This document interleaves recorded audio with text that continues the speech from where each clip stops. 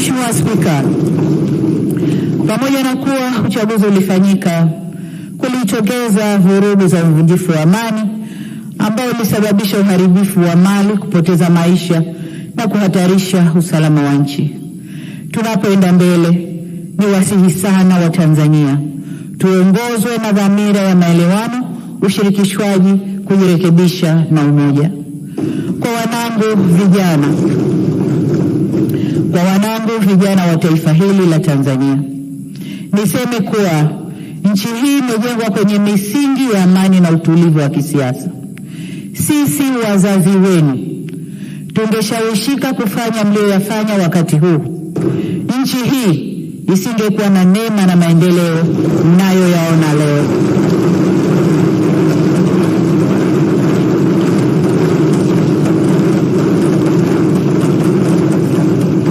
Mheshimiwa Spika, nataka nirudie hilo kwa wanangu vijana wa taifa la Tanzania.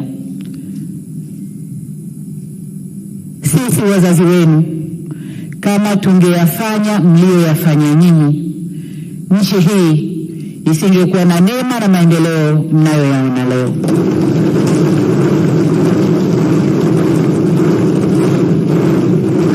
Hivyo niwasihi sana wanangu vijana wa Tanzania, nchi hii ni yenu. Kwa shida zozote zile zinazowakabili, msikubali hata siku moja kushawishiwa kuichoma nchi yenu wenyewe.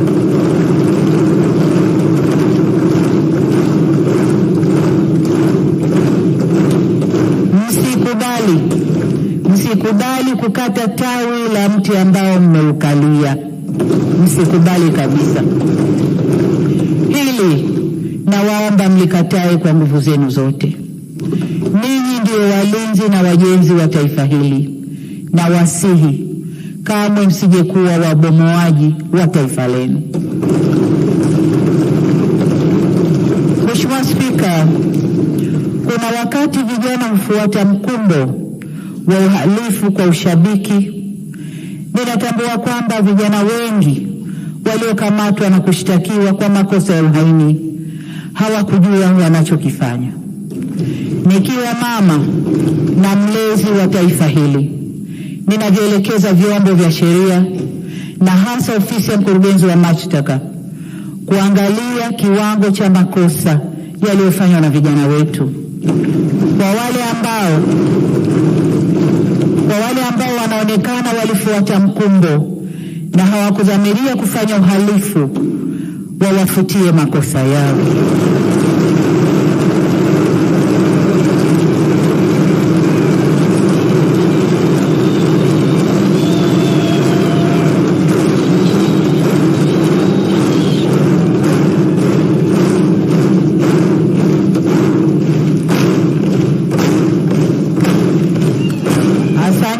Wabunge, nashukuru. Waheshimiwa wabunge, ukiangalia klipu zile za maandamano, unaona kabisa kuna vijana ambao waliingia kwa kufuata mkumbo, wanaimba kwa kufuata ushabiki, hawakuwa wanajua wanalolifanya. Kwa hiyo kama mlezi, kama mama, ndio maana naelekeza vyombo vya ulinzi na usalama, hasa ofisi ya DPP, kuchuja viwango vya makosa, na kwa wale waliofuata mkumbo basi waseme nao kisha wawaachie waende kwa wazazi wao.